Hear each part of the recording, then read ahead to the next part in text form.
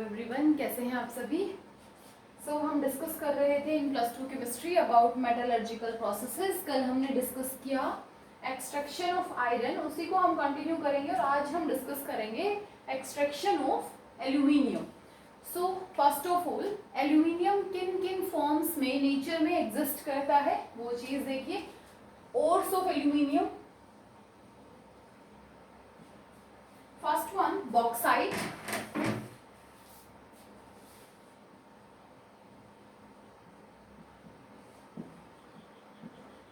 Al2O3 dot 2H2O, cryolite,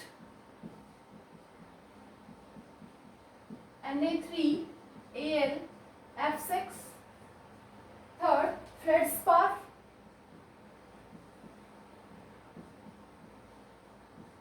potassium aluminium Si3O8।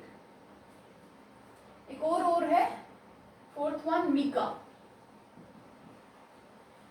Mika is potassium aluminium Si2O10। ये चार ores हैं जिनकी हेल्प से हम एल्यूमिनियम को एक्सट्रैक्ट कर सकते हैं। यहाँ पे इस मेथड में हम एल्यूमिनियम को एक्सट्रैक्ट करेंगे with the help of bauxite ore. First काम किया हमने ओर सिलेक्ट किया, किस ओर से हम एल्यूमिनियम को एक्सट्रैक्ट करने वाले हैं। We are going to use the ore bauxite. Second purification, और हम बोल सकते हैं कि कंसंट्रेशन में कौन सा मेथड हम यूज करेंगे। इन कंसंट्रेशन लीचिंग डिस्कस किया है हमने। एक सूटेबल सॉल्ट डाल के ओर को उसकी गैंगवे प्रॉपर्टीज से सेपरेट आउट कर लेना।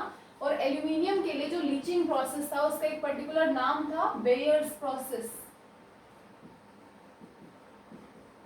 कौन सा प्रोसेस हमने यूज किया? Bears process.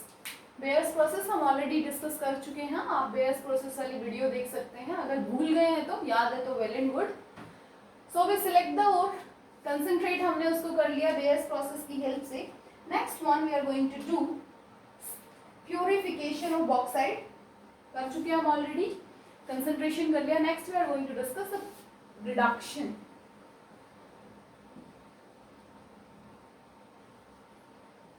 ये जो हो रही है ऑलरेडी ऑक्साइड फॉर्म में, तो ऑक्सीडेशन वाला पॉइंट हम नहीं देख रहे हैं यहाँ पे। नेक्स्ट हम करेंगे रिडक्शन के बारे में। और रिडक्शन हमने जो किया है बॉक्साइट ओर का by adding cryolite, electrolysis of alumina in presence of cryolite is known as whole Helmholtz process। और यही क्या है? रिडक्शन का एक प्रोसेस है। देखिए अब इस बार एक बार इसको देखते हैं। हमने एक आयरन का टैंक लिया, उसके इनर सरफेस को कार्बन लाइन किया। In the bottom there is an outlet for pure alumina. एक मिक्सचर लिया जिसमें हमारे पास मोल्टन एल्यूमिना है और क्रायोलाइट। ग्रेफाइट रोड्स को हैंग किया with the stem is known as anode. Anode attached with the positive terminal of battery and cathode attached with the negative terminal of battery। इसके surface में हमने powder carbon को spread किया है, उसका भी एक पर्टिकुलर यूज है। Now the first question arise कि हमने यहाँ पे क्रायोलाइट को यूज क्यों किया। क्वेश्चन बहुत बार पूछा जाता है।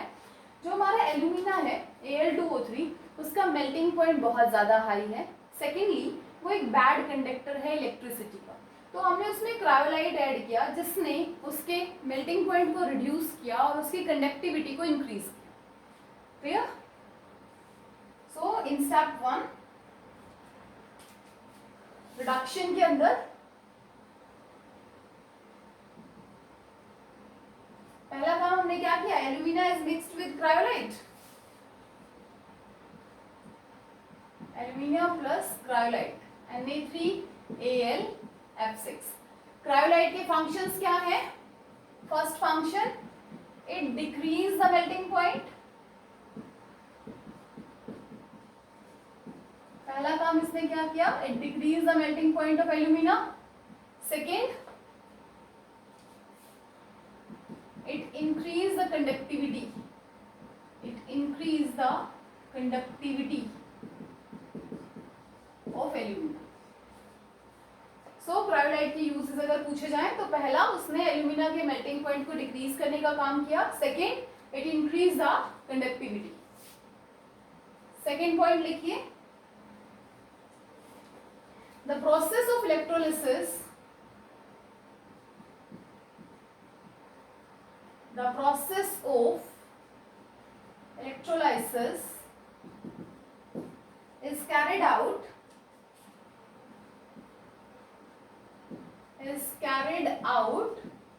in electrolytic tank,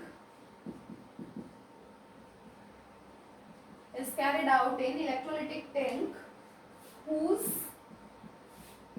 inner lining made up of carbon which acts as cathode. जो इलेक्ट्रोलिसिस का प्रोसेस है हम एक इलेक्ट्रोलिटिक टैंक में कैरिड आउट करा रहे हैं, जिसकी इनर लाइनिंग कार्बन है, जो कि किसका काम कर रही है, कैथोड का. Next point, anode consist of carbon rods, या आप लिख सकते हो ग्रेफाइट रोड्स,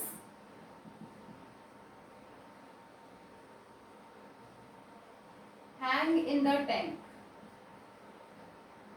एनोड का काम कौन कर रहा है, कार्बन रोड्स एनोड का काम कर रही है, जिसको हैंग किया गया है टैंक के अंदर.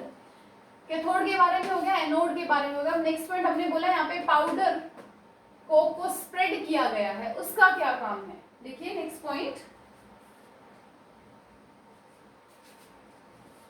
powder coke is sprinkled to reduce the combustion of, fourth point, reduction में this powder carbon is sprinkled to reduce the combustion of, ये जो ग्रेफाइट रोड्स हैं इस प्रोसेस में इनका कंबशन हो जाता है, तो उस कंबशन को स्लो डाउन करने के लिए हमने पाउडर कार्बन को यहाँ पे यूज किया है. Slow down the combustion of carbon anode. Clear.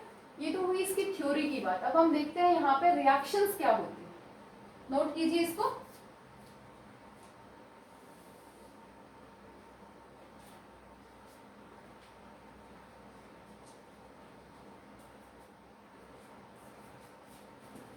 Firstly जब हम इसमें से करंट पास करते हैं,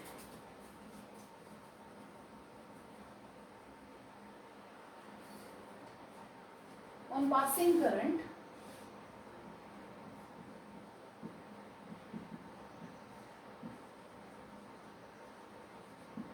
जो क्रायोलाइट है Na3Al(F6) कंडक्टिविटी को इंक्रीज करता है, ब्रेक डाउन हो जाता है और ये बनाता है Al(F3) plus NaF, 3 moles of it. First step, cryolite on passing electricity dissociate into aluminium fluoride and sodium fluoride. Clear है?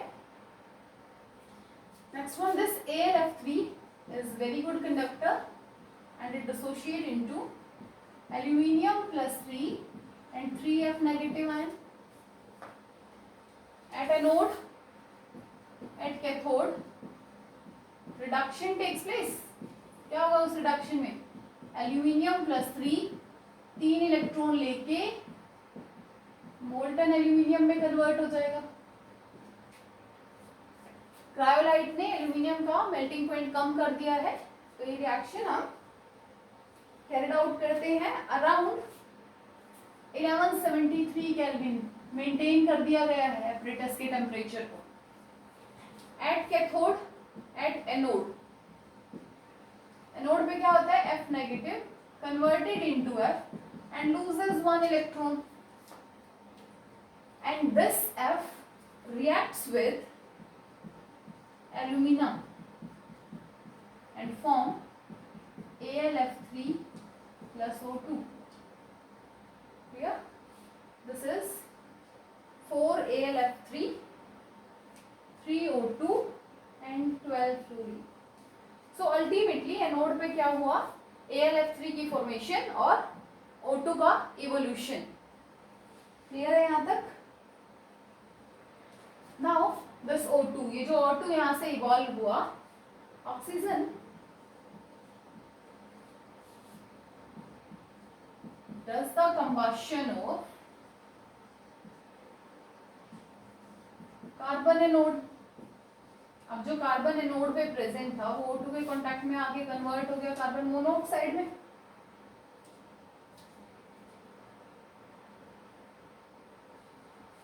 क्लियर है? ये मोनोऑक्साइड ऑक्सीजन के साथ कंबाइन हुआ और CO2 में कन्वर्ट हो गया. सो ओवरऑल क्या हो रहा है इस रिएक्शन में, एल्यूमिनियम के बनने के साथ साथ जो हमारा एनोड पार्ट है वो भी क्या होता जा रहा है, रिड्यूस होता जा रहा है. तो हमें इस रिएक्शन को कंटिन्यू करने के लिए, इस प्रोसेस को कंटिन्यू करने के लिए एनोड को टाइम टू टाइम रिप्लेस करना होगा. नोट कीजिए इसको, उसके बाद देखते हैं चीज.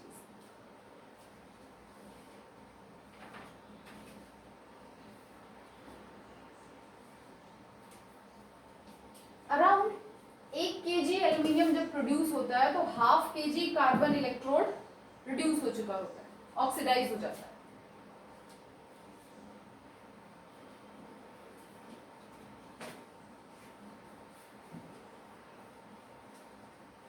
टेम्परेचर मेंटेन 1173 पे. For 1 kg aluminium, for 1 kg aluminium 0.5 kg carbon used.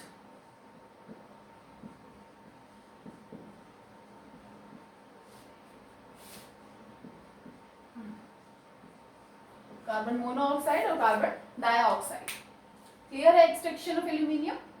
The last step, जो एल्यूमिनियम हमने ऑब्टेन किया उसको रिफाइन करेंगे. थोड़ी बहुत इम्प्योरिटीज अगर और प्रेजेंट है तो उसको हम वहां से रिमूव कर देंगे.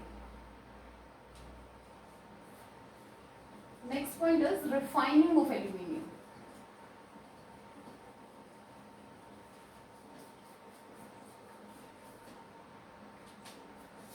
Next is refining of aluminium. Aluminium को रिफाइन करने के लिए हम यूज करते हैं Hoopes cell. And in this cell, we are taking one beaker.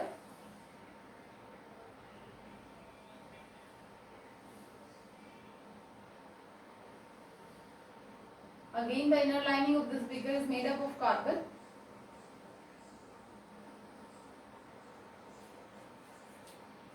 And with the help of a stem, some rods are hanged here.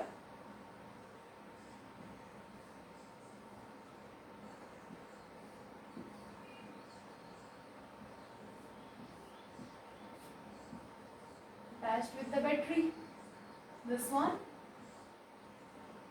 Negative and this one positive. ये किसका काम कर रहा है, एनोड का, और नेगेटिव वाला किसका काम करेगा, कैथोड का. अब हूप सेल के अंदर हमें 3 लेयर बनानी है. First is this one is the layer of pure aluminium.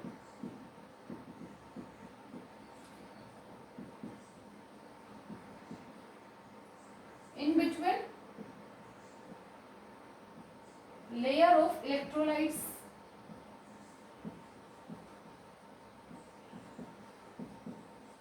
layer of electrolytes contain chlorides of sodium, aluminium, etc. जिसे क्रायोलाइट यूज किया था, इस टाइप से इलेक्ट्रोलाइट्स लेने हैं. इन द बॉटम we choose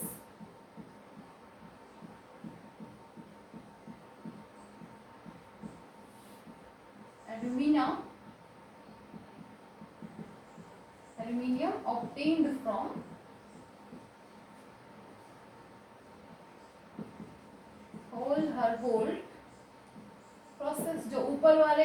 जिसमें हमने एल्यूमिनियम ऑब्टेन किया है, यहाँ पे हमें उसको लेना है। क्लियर? रिएक्शन सेम, कैथोड पे क्या होगा, aluminium plus 3 gain 3 electrons and converted into aluminium. So यहाँ से aluminium इन पे डिपॉजिट होना स्टार्ट करेगा. The supply is maintained from the aluminium ion present in the electrolytes. उसको बैलेंस करने के लिए impure से aluminium plus 3 ऊपर पास ऑन कर जाएंगे और नीचे क्या बन जाएगा, क्या बच जाएगा, इम्प्योरिटीज. कैथोड पे रिएक्शन हो रही है, एल्यूमिनियम डिपॉजिट हो रहा है, यहाँ से एल्यूमिनियम डिपॉजिट हो रहा है. उस एल्यूमिनियम को बैलेंस करने के लिए यहाँ से एल्यूमिनियम ऊपर पास करेगा, फिर इम्प्योर से एल्यूमिनियम फॉर्मर ऊपर वाली डायरेक्शन में पास कर देगा. So this is the working of Hoope cell. इस तरीके से हम अपने एल्यूमिनियम को प्योर करते हैं. The name is important, Hoope cell. Note कीजिए इसको.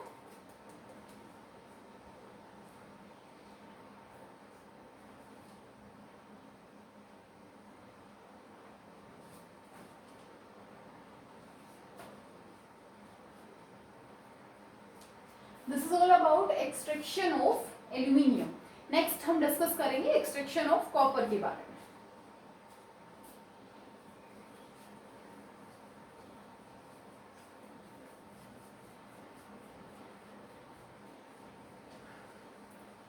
Next is extraction of copper.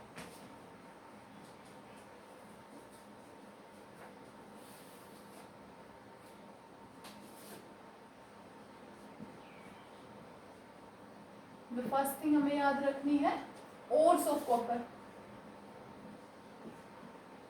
कौन कौन सी ओर्स है कॉपर की? First one is copper gallons,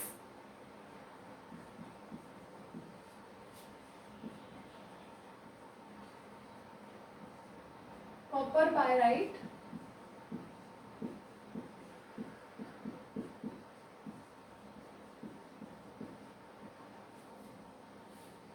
एजुराइट,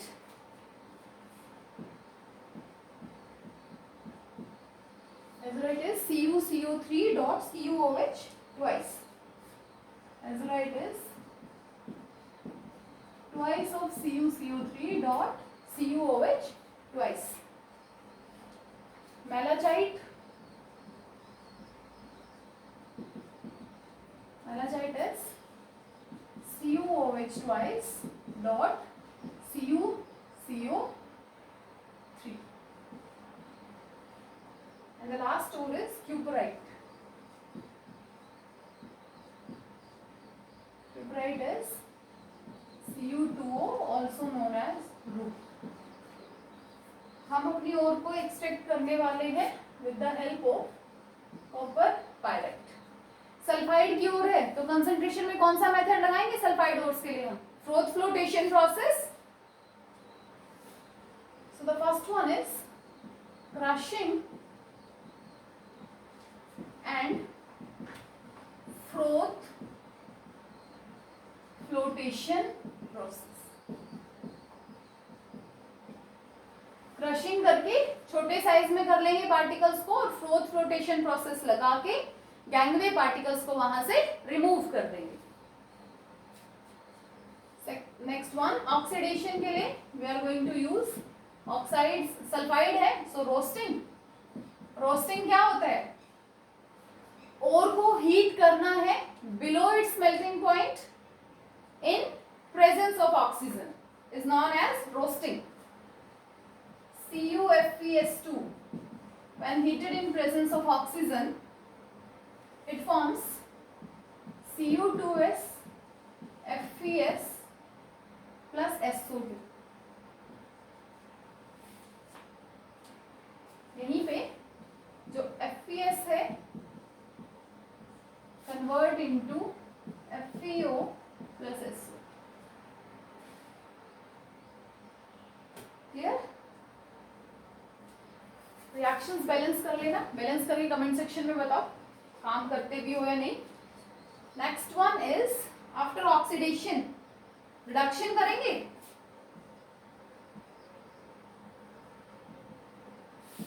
reduction के लिए हम यूज करेंगे स्मेल्टिंग. स्मेल्टिंग क्या होता है? Carbon act as reducing agent या कार्बन की प्रेजेंस में किसी ऑक्साइड को हीट करके उसके फॉर्म में उसको ऑब्टेन करना. And smelting occurs in blast furnace.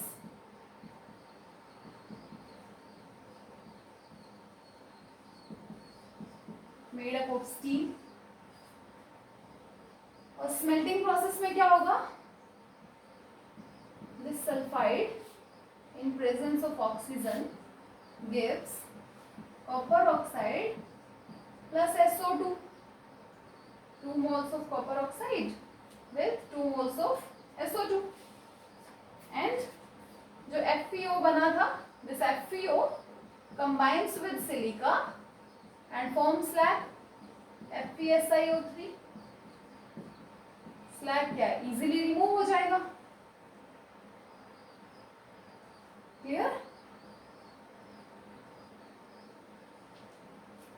अगर रोस्टिंग के ड्यूरेशन में अगर कोई Cu2O बनता है, कॉपर का ऑक्साइड बनता है, तो वो FeS के साथ रिएक्शन करके नेक्स्ट देखो. और उसके बाद और ले लिया, क्रशिंग किया, फ्रोथ फ्लोटेशन किया, फ्रोथ फ्लोटेशन के बाद रोस्टिंग किया, रोस्टिंग के बाद रिडक्शन किया, रिडक्शन में कुछ रिएक्शंस की, रिडक्शन में ही ड्यूरिंग रोस्टिंग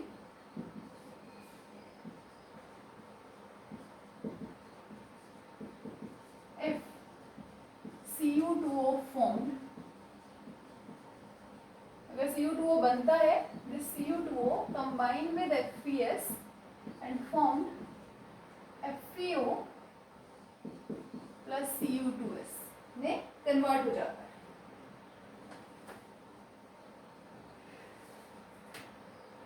तो ये प्रोसेस करने के बाद ब्लास्ट फर्नेस में 2 लेयर आती हैं. एक लेयर स्लैग की और दूसरी लेयर हमारे मेटल की. So in as a result of smelting,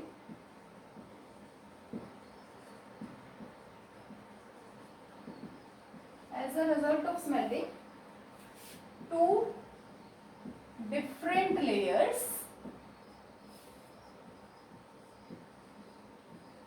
are formed at the bottom of furnace. 2 different layers बनेगी बॉटम में. एक होगी स्लैग की और दूसरी होगी हमारे मेटल की.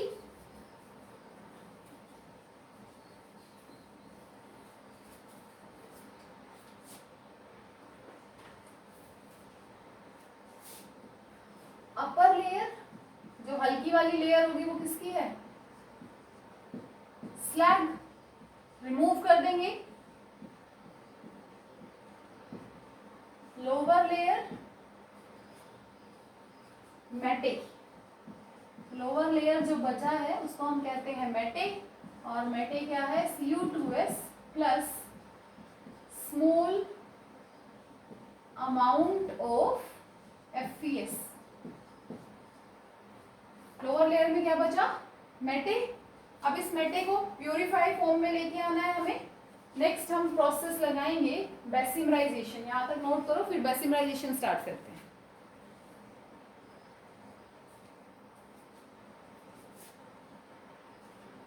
एक स्लैग की लेयर मिल गई और मेटे की लेयर मिल गई. मेटे पूछ लेते हैं कई बार किसको मेटे बोलते हैं. Cu2S और स्मॉल अमाउंट में FeS is known as copper Mette.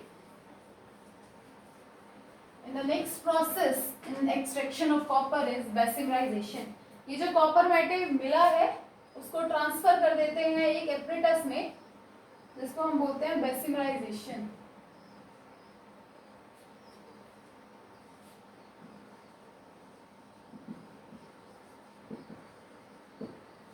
Bessemerisation जो है वो एक पियर शेप्ड फर्नेस में होता है. Pear shaped furnace. मोल्टन मेटे को इसमें ट्रांसफर कर दिया. बेसिमराइजेशन को किसमें करते हैं? बेसमर कन्वर्टर.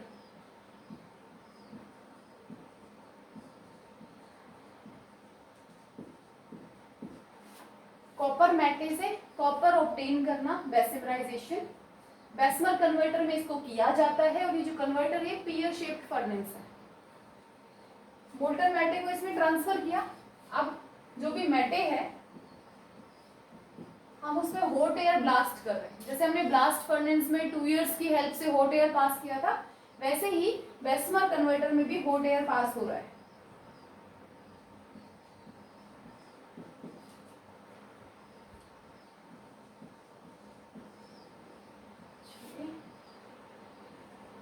और ये FeO फिर से स्लैग में कन्वर्ट हो जाएगा।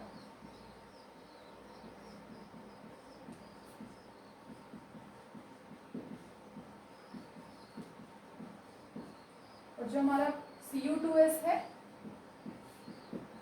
react with oxygen, form Cu2O plus SO2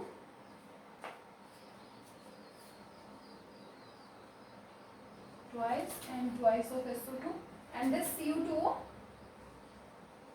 auto reduction याद है आपको? Cu2s Cu2O auto reduction, self reduction का काम होता है यहाँ पे।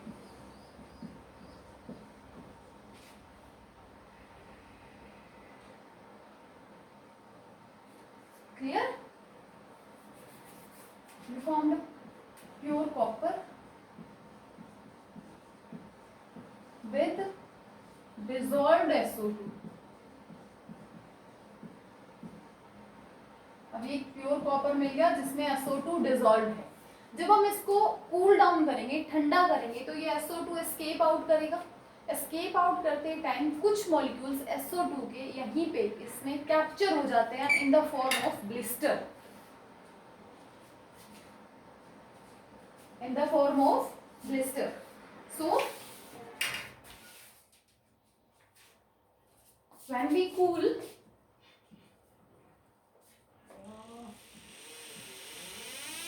नोट कीजिए आप इसको यहां तक।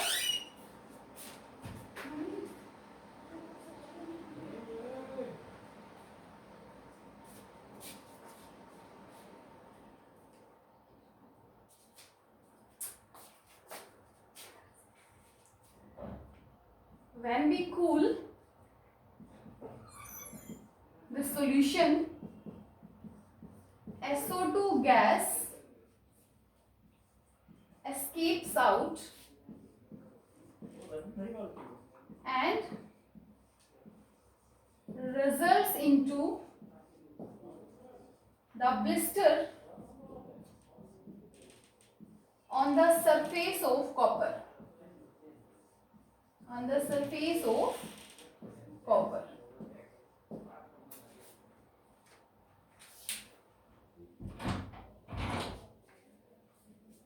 Clear? Pure copper is obtained here. SO2 gas is dissolved. जब ठंडा करेंगे तो SO2 बाहर निकलेगी, तो वो कॉपर के सरफेस पे ब्लिस्टर कॉज कर देगी। ब्लिस्टर मीन्स सिंपली अगर हम बोले तो छाले जैसे होते हैं, उस टाइप से मेटल के सरफेस पे कुछ ब्लिस्टर्स डेवलप हो जाएंगे। क्लियर है?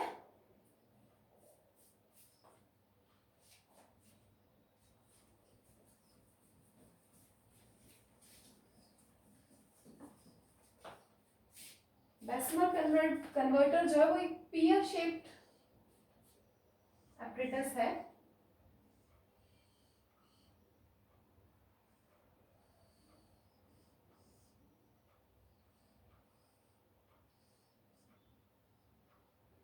हैंग्ड है with the help of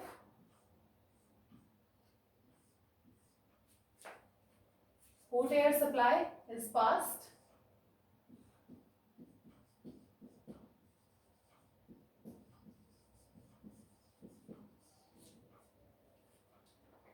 यहाँ पे हमने ऐड ऑन किया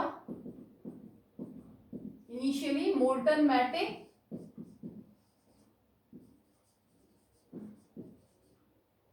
और लास्ट में हमें यहाँ से क्या मिला? Pure copper. This is the drawing of Bessemer converter.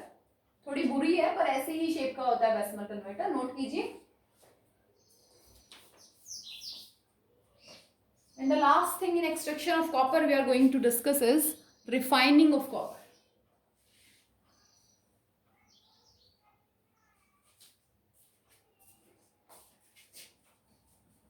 Obtain copper में अगर थोड़ी बहुत इम्प्योरिटीज हैं तो हम उसको रिफाइन कर सकते हैं, and copper is refined with electro refining process.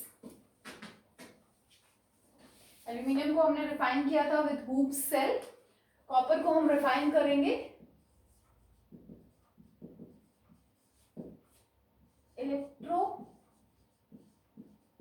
Refining of copper.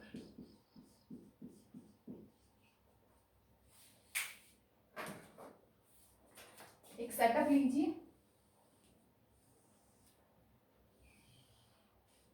एक इम्प्योर कॉपर का ब्लॉक बनाइए,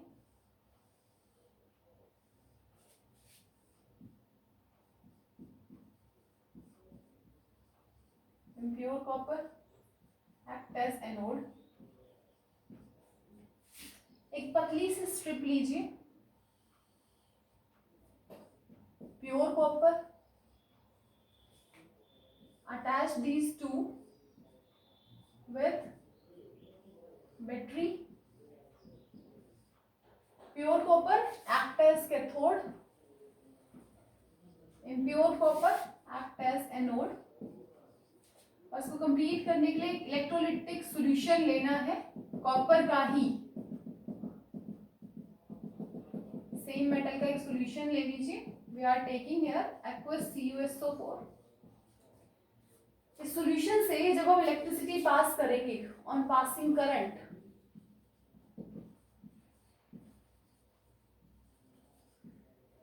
एनोड पे ऑक्सीडेशन होगा, एनोड से जो कॉपर है वो सॉल्यूशन में चला जाएगा in this form, loss of electron, oxidation takes place at cathode, copper plus 2 from the solution gain these 2 electron and deposit। so with the passage of time what we obtained, यहाँ पे copper की layer बन जाएगी,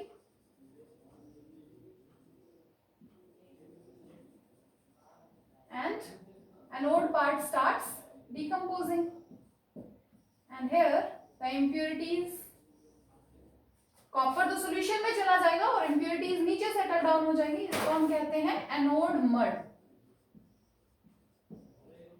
this is all about electrolysis of copper.